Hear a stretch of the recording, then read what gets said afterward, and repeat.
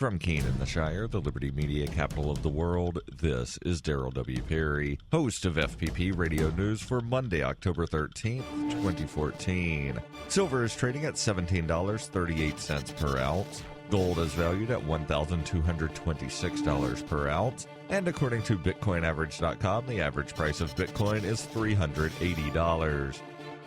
Antiwar.com reports the People's Protection Unit, YPG, a Kurdish militia common in southeastern Turkey and northern Syria, has taken to kidnapping young Kurds, forcing them to join their fighting against the Islamic State. The move is being called conscription by the militia's political wing, as they have reportedly taken hundreds of youth off the streets of northern Syrian Kurdish cities in the operation. Locals say that many young people are staying inside their houses to avoid being captured and conscripted by the YPG. The move was harshly criticized by several rival Kurdish political factions. Ibrahim Biro, a spokesman for the Kurdistan Patriotic Party, said he believes the YPG effort to force locals into the group was a cynical move designed to give them more influence at an upcoming meeting of Syrian Kurdish factions in the defense of Rojava. FPP Radio News is brought to you by Roberts & Roberts Brokerage. For over 35 years, Roberts & Roberts has been a trusted source for buying and selling your investment-grade precious metals. They now take Bitcoin for purchasing precious metals so you can turn your profits into a long-term investment. Call Roberts & Roberts today for knowledgeable advice on investing. 800-874-9760.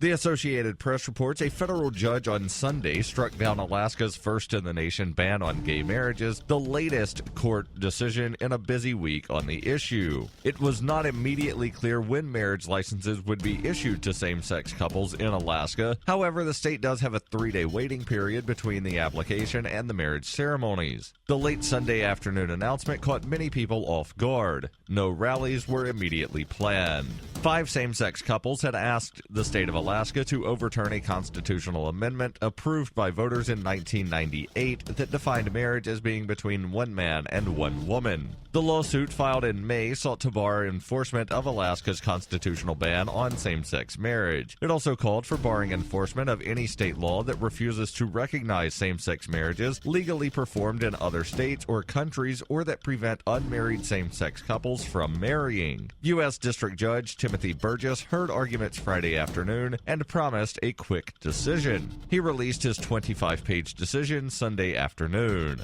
A spokeswoman for Governor Sean Parnell said the state intends to appeal the ruling. If the state does appeal to the 9th U.S. Circuit Court of Appeals, chances of winning are very slim since the Federal Appeals Court already had ruled against Idaho and Nevada, which made similar arguments. Voters in Alaska in 1998 approved a state constitutional amendment defining marriage as between one man and one woman, but in the past year, the U.S. Supreme Court has struck down a provision of the Federal Defense of Marriage Act preventing legally married same-sex couples from receiving a range of federal benefits. Federal courts have also struck down state constitutional bans in a number of states. FPP Radio News is brought to you by Coinbase. Coinbase is a simple and secure online Bitcoin wallet for sending, receiving, and storing Bitcoin. Coinbase also allows you to buy and sell Bitcoin using a bank account or use their tools to accept Bitcoin as a merchant. Opening a wallet is quick and easy, and for merchants, there are no transaction fees on the first $1 million worth of transactions. Get started at coinbase.fppradio.com.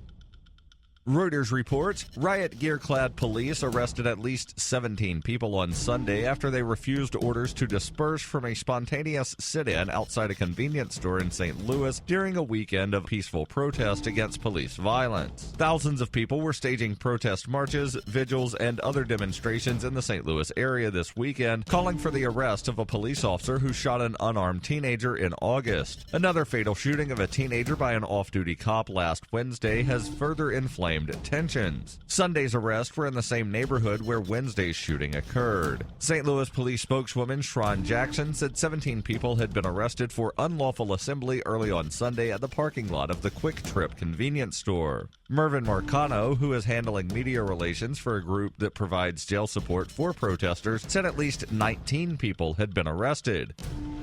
This has been FPP Radio News. Online at fppradio.com.